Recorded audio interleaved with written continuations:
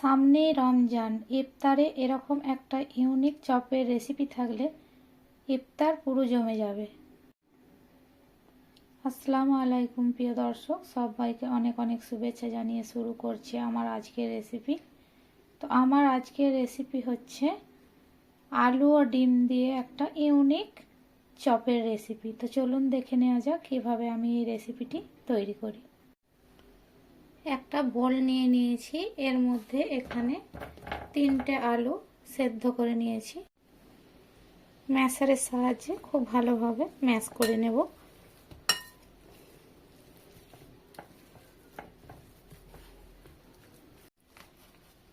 এটা হালকা গুটি গুটি রয়েছে, এরকমভাবে ম্যাশ করে নেব, খুব একবারে মসৃণ করে ম্যাশ করব না।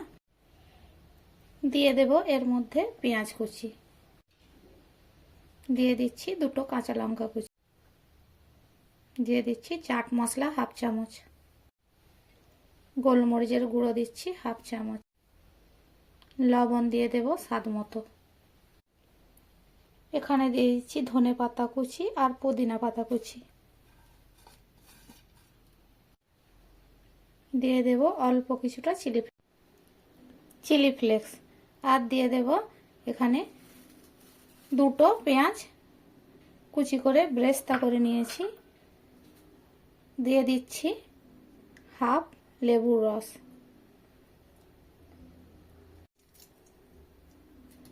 খুব ভালোভাবে সব কিছু একসঙ্গে মিশিয়ে নেব।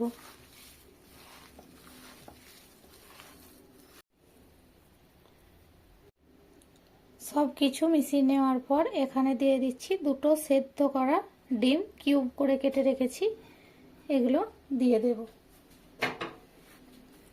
এটাও খুব সুন্দরভাবে মেখে নেব। ভালোভাবে মেখে নিয়েছি। এবার এর মধ্যে দিয়ে 2 টেবিল চামচ কর্নফ্লাওয়ার, আবারও হাত দিয়ে খুব ভালোভাবে মিশিয়ে নিচ্ছি।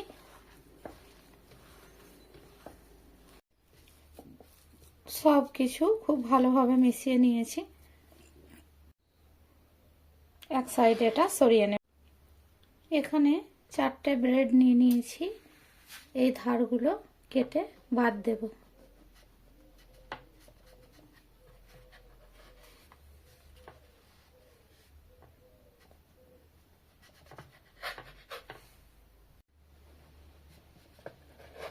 ধারগুলো কেটে বাদ দিয়ে নিয়েছি। এবার এগুলো সরিয়ে নেব। এবার ছোট্ট ছোট্ট কিউব কিউব করে কেটে নেব।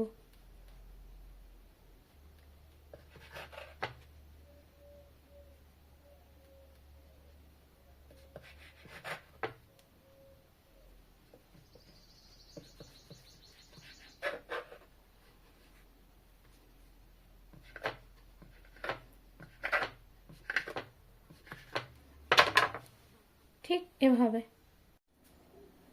ব্রেডের টুকরোগুলো কেটে একটা প্লেটে তুলে নিয়েছি। এবারে আলুর মিশ্রণটা অল্প অল্প করে নিয়ে একটা বলের মতো তৈরি করে নেব।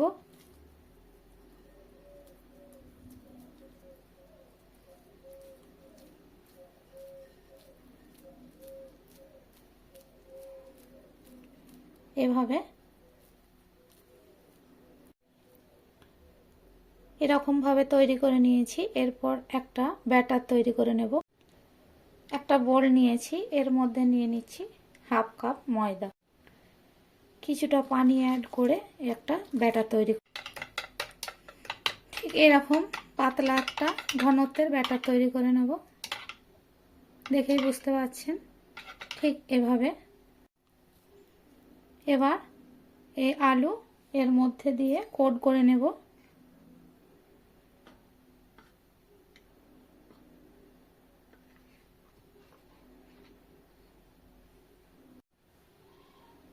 এবার ব্রেডের মধ্যে দিয়ে দেব, দিয়ে চারিপাশ এভাবে লাগিয়ে নেব।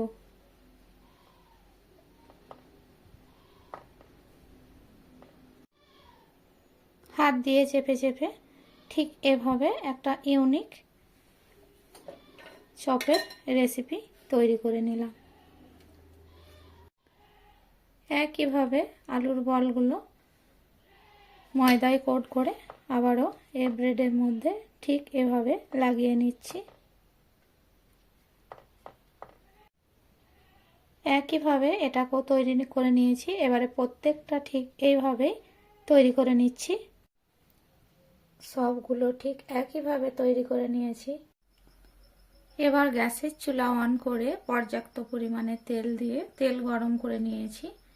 এরপর একে একে নাস্তাগুলো এর মধ্যে দিয়ে দেব।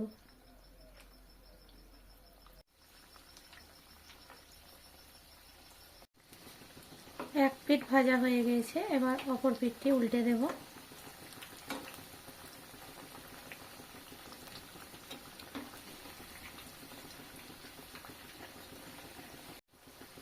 খুব সুন্দর কালার করে এটা ভেজে নিয়েছি, দেখতেই পাচ্ছেন দেখতে কতটা সুন্দর হয়েছে।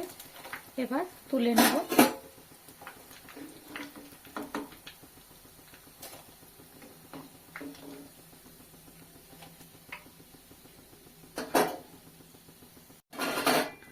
একটা প্লেটে উঠিয়ে নিচ্ছি।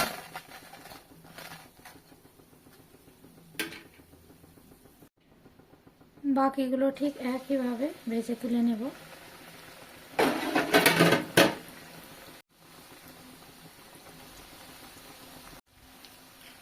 এগুলোও ভাজা হয়ে গেছে, এবার তুলে নেব।